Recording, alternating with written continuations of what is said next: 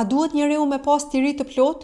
Përgjigjja është jo. Kur njeriu t'i jepet liri e plot, pa ligje, pa rregulla, nuk bëhet më i mirë, bëhet më i rrezikshëm. Në vitin 1974, artistja Marina Abrahamović qëndroi pa lëvizur për 6 orë, nga ora 20 deri në ora 2 të mëngjesit në skenë, ndërsa publiku t'i dha e drejta të bënte çfarë të donte me të. Ajo kishte kërkuar që shfaqja të mos ndërpritej për asnjë arsye, pavarësisht se çfarë ndodh në skenë. Në tryezën e saj ishin 72 sende të ndryshme. Disa të bukura si një trëndafil, sapun, pend, kreher, shami e tjerë. Kishte edhe gjëra tjera të frikshme dhe lënduese, siç ishin gërshërët, thika, kamxhiku, pistoleta, pranga hekuri dhe të tjera. Audienca në fillim ishin të sjellshëm, pastaj u kthye në të dhunshëm, sepse kur nuk ka ligj, del në pa natyrshmëria e vërtetë e njeriut. Njeriu nuk mund të funksionojë pa rregulla. Liria pa kufi është rrugë drejt shkatrimit. Liria pa kufi, megjithse tingëllon njohshse, mund të sjellë ndjesi ankthi,